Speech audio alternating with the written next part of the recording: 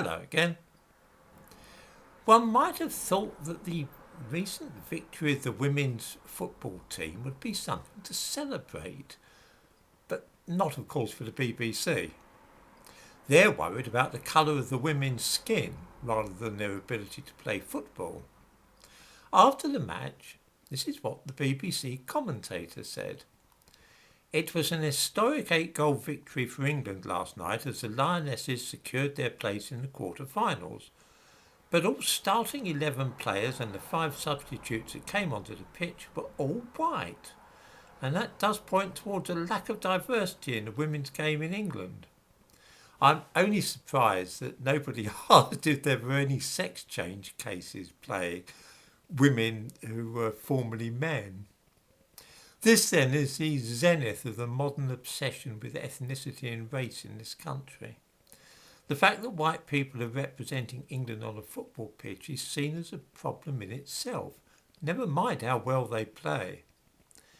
Let's face it, there's no shortage of diversity in English football really, is there? Quite the opposite, some would say. Yet when by chance a team fails to contain any black players, then there's obviously something wrong. This is the end point of the quest to eliminate racial discrimination in this country. First in housing and employment, and then in every other field of human life, including sport.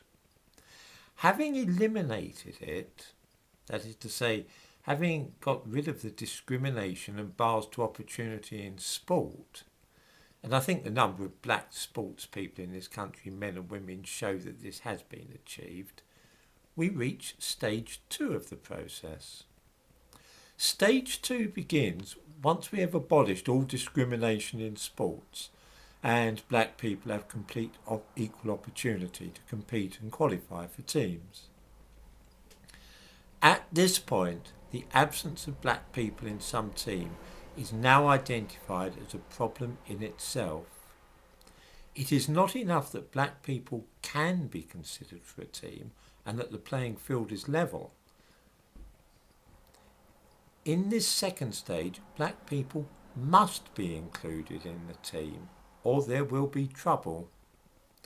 I don't think that anybody is suggesting that black women footballers have been prevented from playing or being given a chance to be in the England team. It is more that fewer black women wish to engage in this kind of activity than white women, which is fine. After all, we all enjoy different things. The very existence, though, of a white team is seen as an affront to the modern world. I'm guessing that this is the opening shot and that we are going to see people making similar observations soon about swimming teams, for example.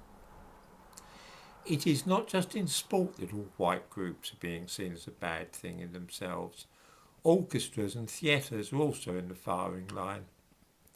As I say, the elimination of prejudice and discrimination, which began with the 1968 Race Relations Act, which I talked about this morning, was not the real aim.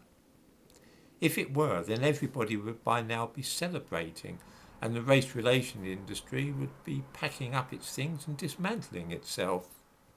No, the real aim is to ensure that no part of English life should be free of black influence, and no group, no matter what they're engaged in, whether it's climbing mountains, playing football or visiting the opera, should consist only of white people.